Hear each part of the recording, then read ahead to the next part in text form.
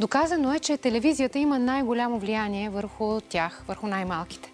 Маркетолозите се възползват от това и на всеки 20 на минути мълчуганите получават всевъзможни предложения да се здобият с нещо. Ако едно дете, забележете, средно по 4 часа гледа телевизия дневно, то за година вижда повече от 20 000 реклами. Повечето от тях са за закуски и храни с високо съдържание на мазнини, захар и сол. Ще си кажете какво от това. Децата не са преки потребители.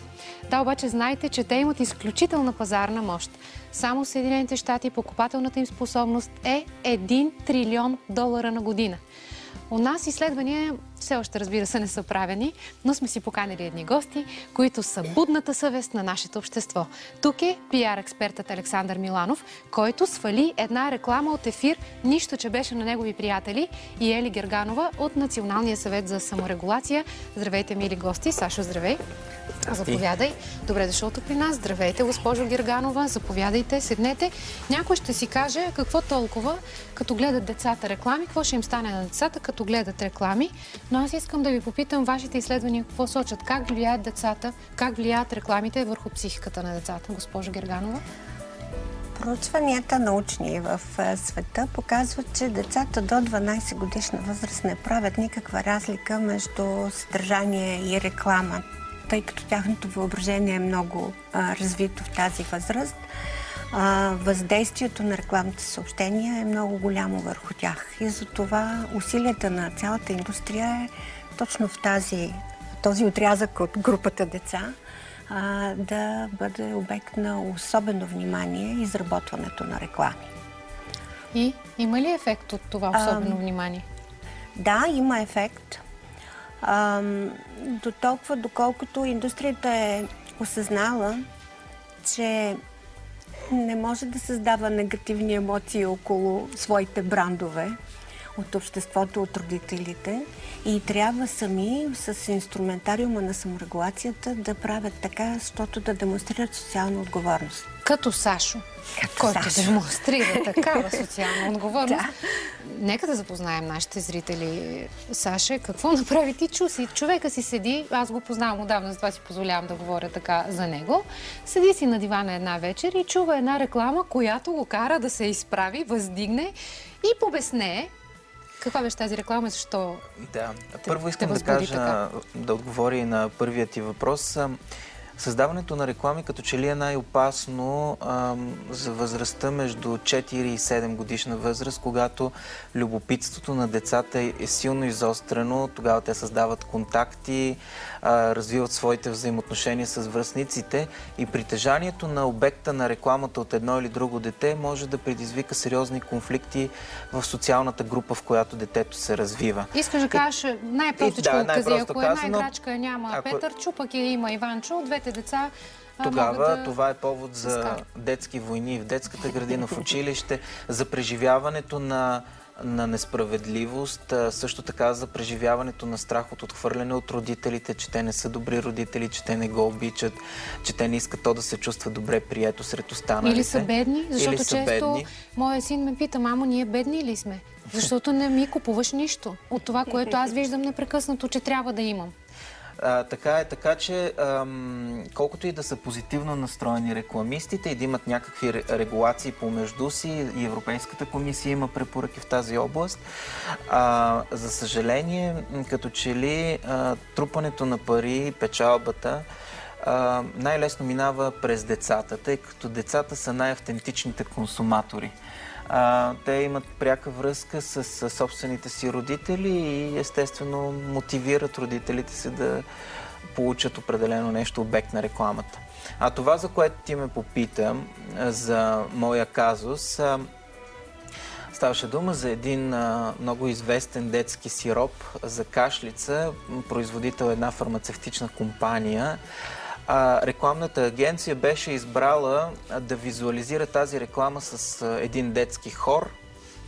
Високи сини планини. Да, и една песен, и песента Високи сини планини, но със съвсем различен текст, в който се пееше за откашляне, за прочистване на детските дробове. С музиката на... С музиката на един български много известен композитор. Беше променен текста само. И тогава не знам кое по-напред ме провокира. Дали това, че аз във втори клас пеех тази песен с гордост и бях задължен да я пея, въпреки че не можех да пея. Дали патриотичното ми чувство или толкова това, че тези малки деца, които пееха песничката "Високи сини планини" с съвсем различен текст, свързан с техните вътрешни органи, как ще се почувстват те, когато трябва да изпеят тази песен, когато влязат в училище, тъй като тя се учи?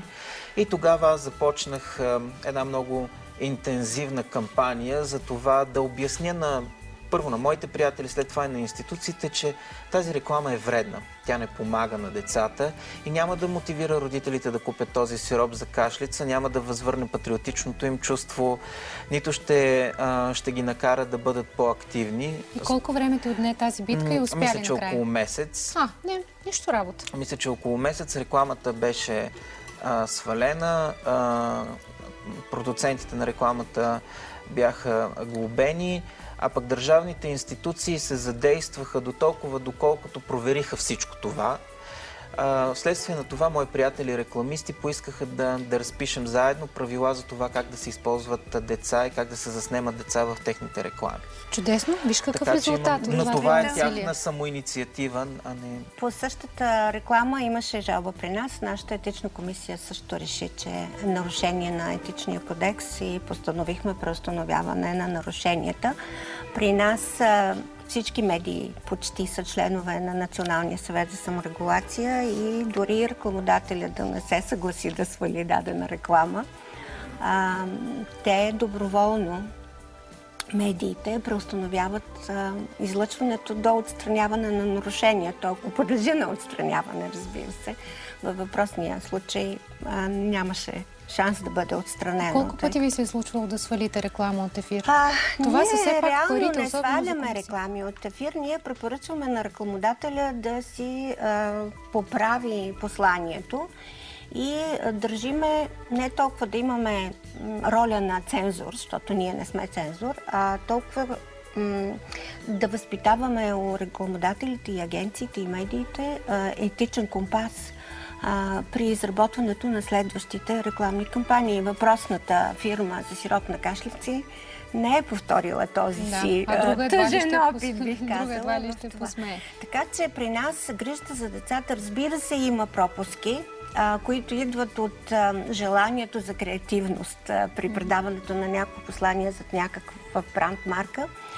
Но от една страна имаме закон за радио и телевизия, който по законодателен начин ограничава реклами, които биха имали вреди върху физиката, психиката. И се забраняват рекламиране на продукти с високо съдържание на сол и захар. Защо обаче, въпреки това, тези продукти, тези реклами са в телевизионния ефир? Чудесно, че повдигате тази тема, защото съвсем актуално събитие в света са хранителните профили за деца до 12 години на Световната здравна организация, която слага лимит за съдържанието на тези вредни елементи, като сол, захар, трансмастни киселини и слага ограничения върху рекламата върху тях.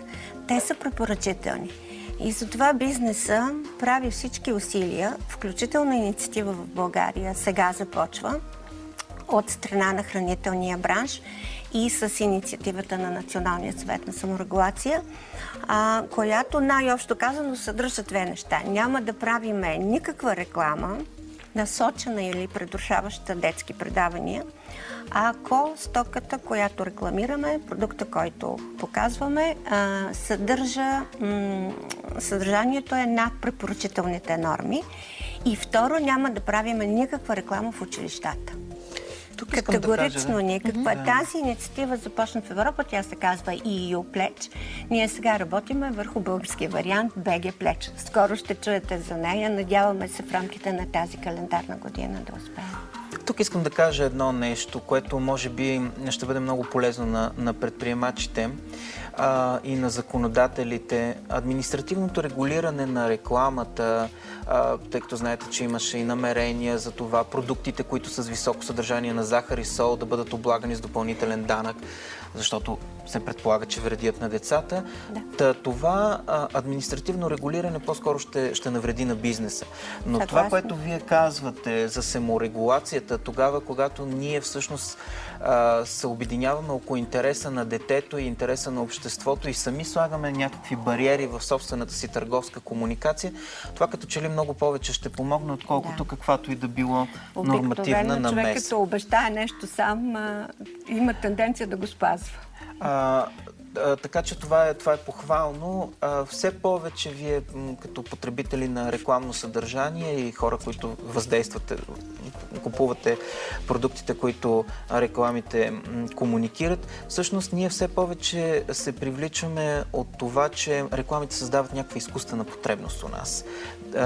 Да притежаваме това, да го имаме. Много играчки, свръх много храни, свръх много дрехи, от които дори нямаме нужда. А в същото време децата се оказва, че нямат нужда от точно толкова от това, което рекламите комуникират.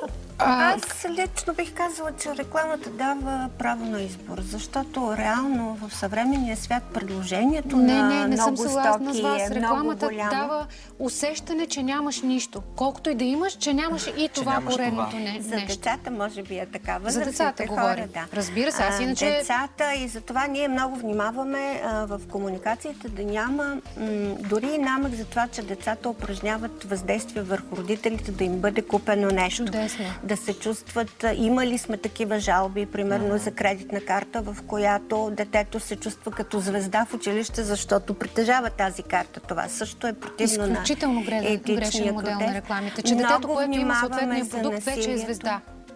Насилието и безопасността на децата, и вие може би и знаете, че Държавна агенция за децата и СЕМ всяка година изработват и актуализират заедно с медиите едни критерии за вредно съдържание за деца. Там има отношение към участието на децата и към децата като потребители на реклама. Тук ми се иска да кажа още нещо, което е някакси призив към медиите. Предполагам, знаете, че Съвета за електронни медии също има едно становище, с което разрешава споменаването на търговска марка или име на компания, ако тя помага на обществото. Така.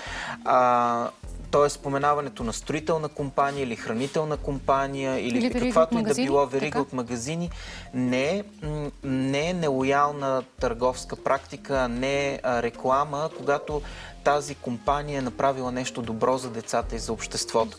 Много често, за да се повиши познаваемостта на дадена марка, на даден бранд, фирмите използват рекламната стратегия, за да привличат повече поддръжници. Но ние можем да бъдем още по-толерантни, когато говорим за медии, че те могат да споменават търговски марки и да споменават вериги магазини и така нататък. Тогава, когато тази индустрия е в полза на обществото. Абсолютно. Аз искрено се надявам час по-скоро това да се случи. Имаме нужда това и в нашата работа. Само да кажа, че в нормативната база го разрешава. Добре, ще го обсъдим и този въпрос и друг път ще ви каним отново тук, защото сте интересни събеседници. Благодаря ви много за това участие. Аз се надявам, ако има реклами в детските блокове, непременно да има и реклами за книжки.